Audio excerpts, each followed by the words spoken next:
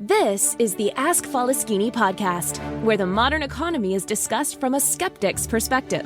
Mr. Falaschini helps you distinguish what is sustainable in our economy and what isn't. Not everything that glitters is gold, and not all mud is dirty. The podcaster Mr. Falaschini provides no-nonsense advice. He had it all, lost it all, went bankrupt multiple times, and is now attempting to come back from zero with sustainable growth. There are numerous coaches and preachers on the internet that preach about positive thinking and how life is all roses if you just care to see it that way. Well, Mr. Falaschini is definitely not one of them. We recommend you ask Falaschini to keep it real. He discusses the darker side of the current economic reality, the side that's more important for your personal and business finance. His first intention is to help you keep what you already have. Not to be a complete party pooper, Mr. Falaschini will also hint at the earning opportunities in the economy today. In order to please the almighty algorithm, please like, share, and subscribe. And now it's time to start taking notes. The mic goes to the podcaster, the one and only Mr. Falaschini. Welcome to the Ask Falaschini podcast with a guest. I'm proud to present Kirsten Grant from Chicago. Kirsten is an innovative obesity expert and health psychologist. Kirsten, please tell us more about yourself. What is your story? Well, thank you, first of all, for having me on the show. I'm extremely grateful to be of service to your audience. My name's Dr. Kirsten Grant.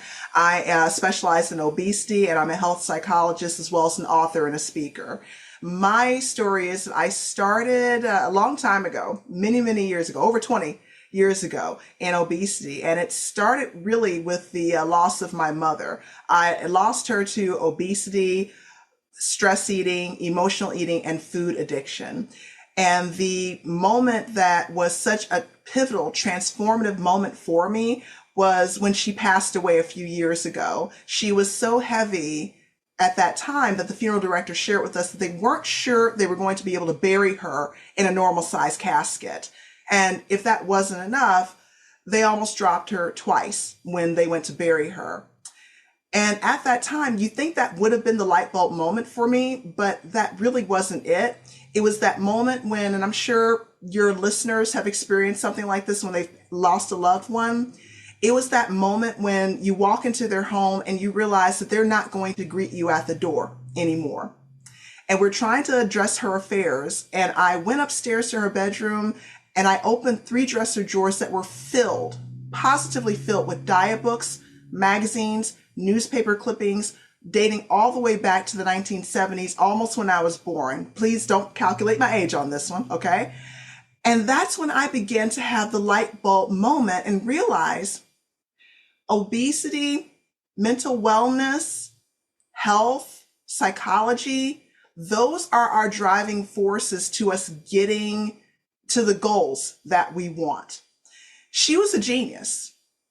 She was a member of Mensa Society. This is certified genius, but yet despite all of her intelligence, she still was unable to crack that obesity code. So that's what was the driving factor behind me pursuing my doctorate degree in health psychology, a second doctorate degree in clinical holistic nutrition, numerous certifications and trainings, postdoc, in order to help people have an integrative solution to obesity that also encompass mindset and psychology and mental health and wellness.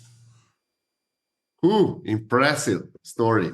I would like to ask you, for our audience, they're all business people and entrepreneurs. Is being an entrepreneur and being in stressful job related to obesity? And if it is, how do you see the relationship? I see a correlation based on the research studies.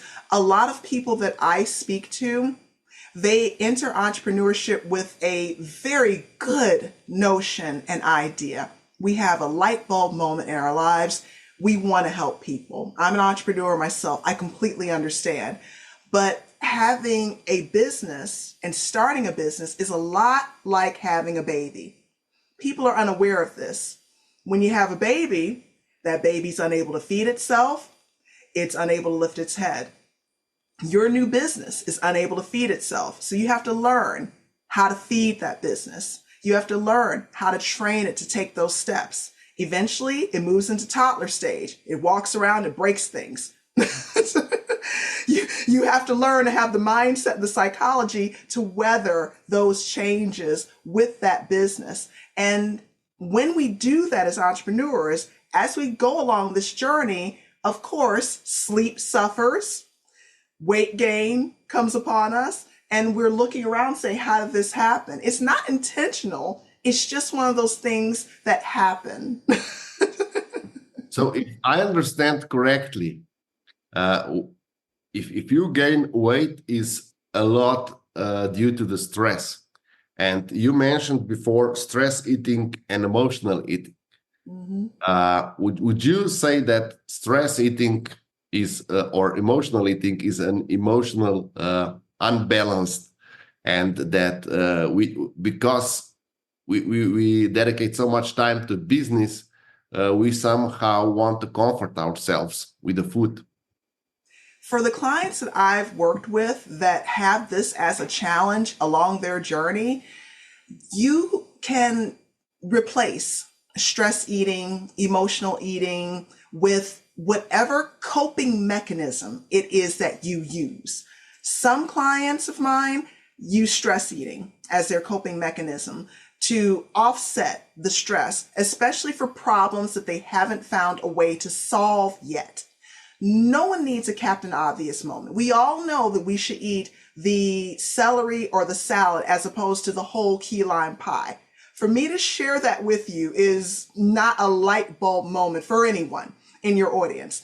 The key is for us to identify what our values and our beliefs are, understand what our patterned behavioral reaction is to that, understand what our blind spots are to that, and then begin to unravel that learned behavior and reprogram our mind so that our behavior is different. That's the key. Once my clients unravel that and unlock that, then they no longer give in to the urge to binge eat or stress eat, and then the weight just falls off naturally. Okay. How important is meal planning for that? Because we often, as a busy people, we often don't have time to prepare a meal for ourselves or to go to the restaurant that serves a healthy meal.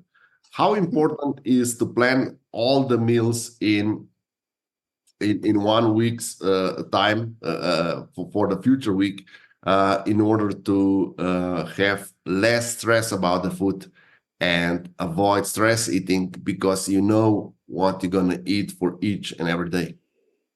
You know what? I used to be on the meal planning bandwagon.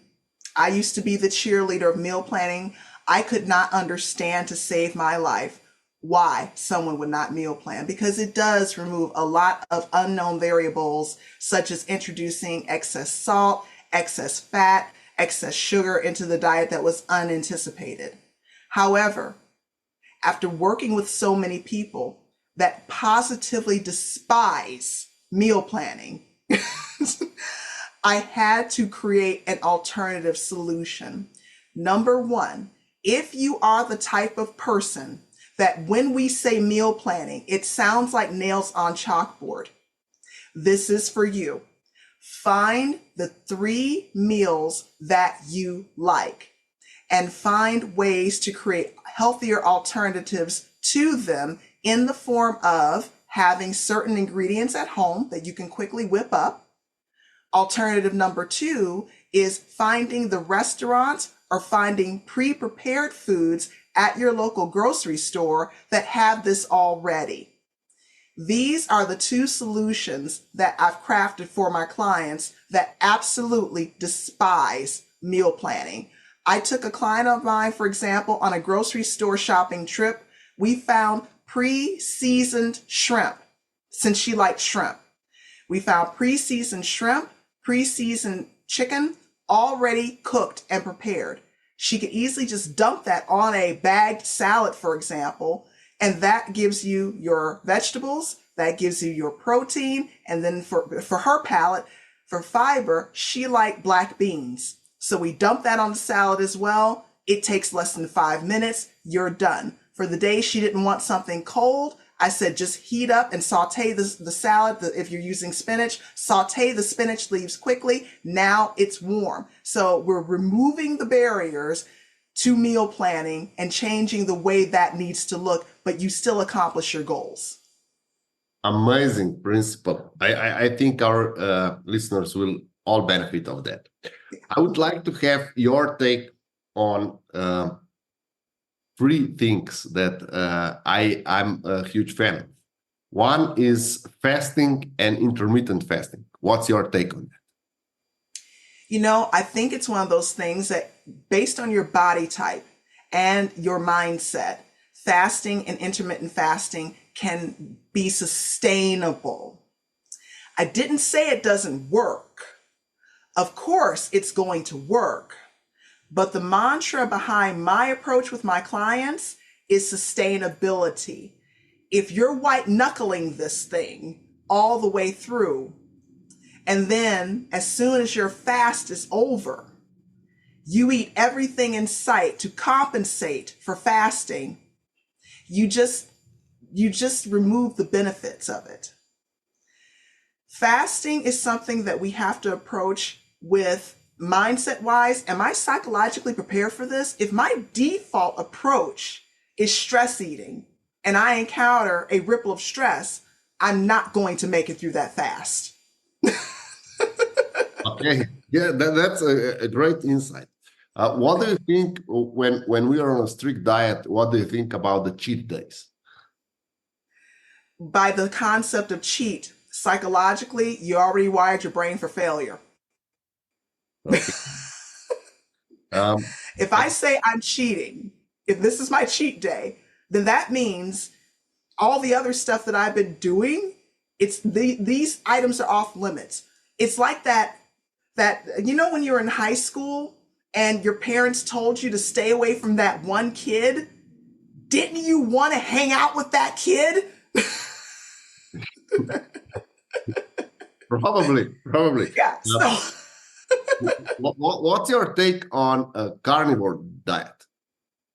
I've heard from the research studies, I've heard that the carnivore diet is beneficial. The same thing for fasting. It's beneficial.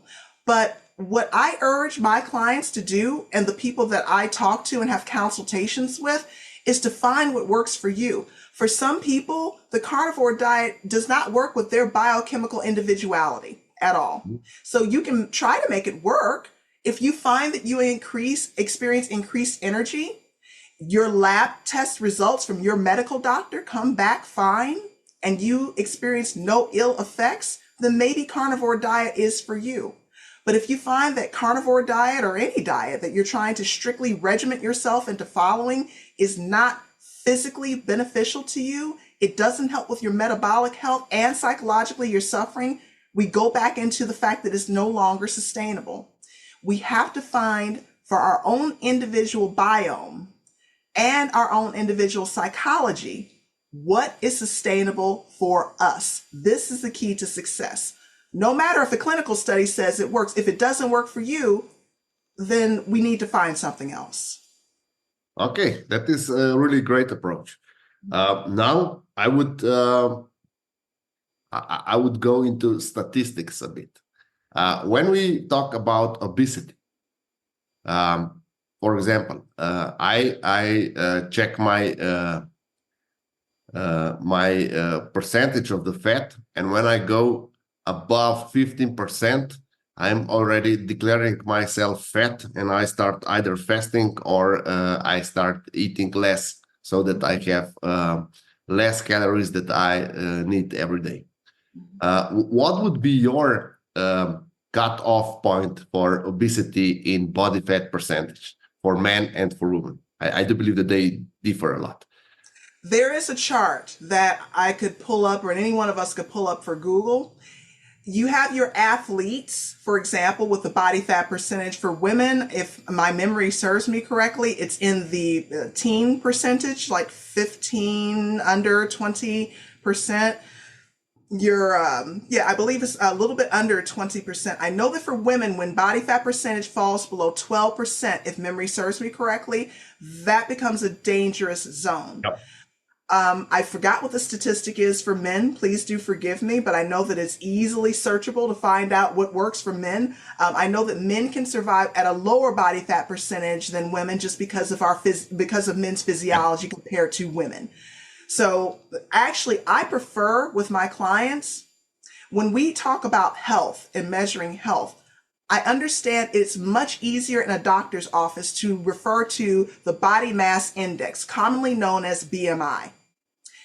However, it doesn't take into account, according to research studies, different body types. For example, if someone has more muscle than fat, their BMI will be higher, but it doesn't mean that they're obese or overweight. It's because muscle weighs more than fat. So for my clients, when they find that they're uncomfortable or displeased with BMI, I recommend two other things as a way to measure their health. Waist to hip ratio for both men and women. It's easy to find a calculator once you have your measurements. You measure your waistline, the circumference of it. You measure your hips, the circumference of that. You will Google waist to hip ratio and put those numbers in, and then you'll determine what it says. That's number one, a good indicator of health. The second thing is, like what you mentioned, body fat percentage. Those two things I find help give a wee bit more of an accurate idea of how healthy, so to speak, you are, as opposed to relying solely on BMI alone. Okay, that is a great insight. So everyone needs to understand or know their body mass index, waist to hip ratio, and body fat. That would be perfect. And I do believe that when you start any dieting, it's the visit to the doctor and checking the blood and all this stuff is a must. Yes. I would also like to ask you one more or address one more topic before we conclude, and that is how important are smart devices. Almost all of us have smart watches, and now we are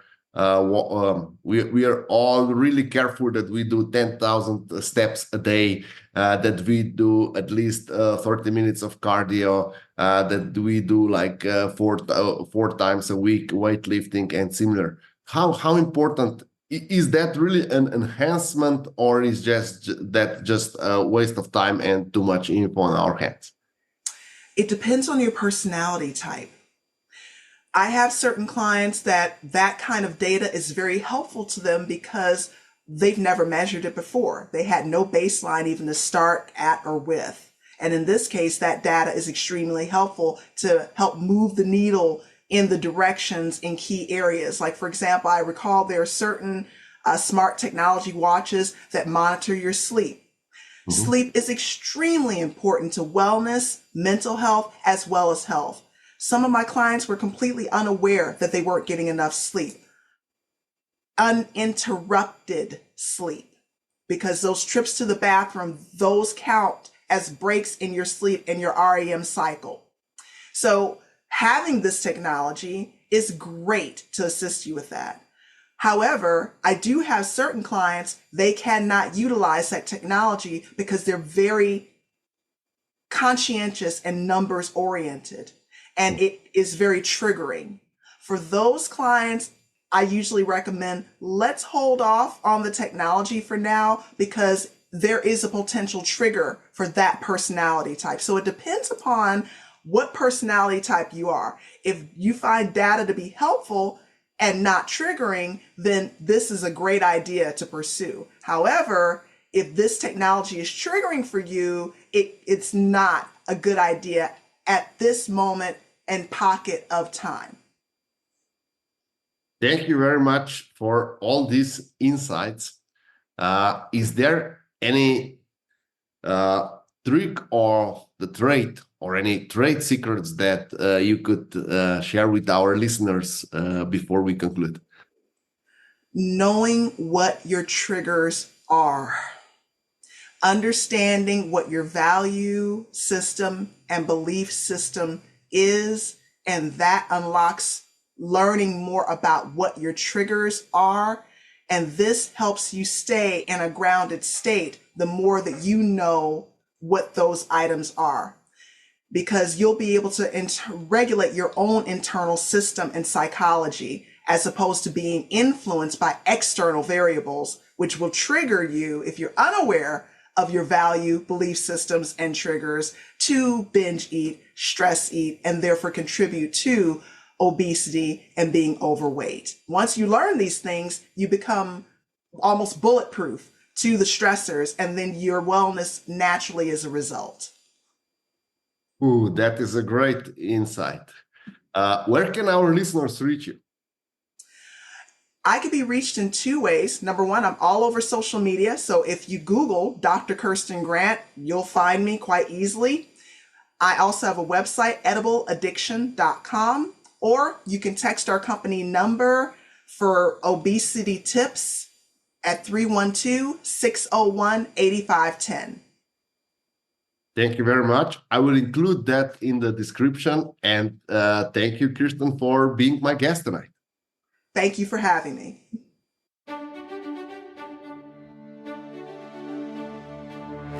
Thank you, Mr. Falaschini, for this outstanding podcast. And thank you for listening to the Ask Falaschini podcast until the end.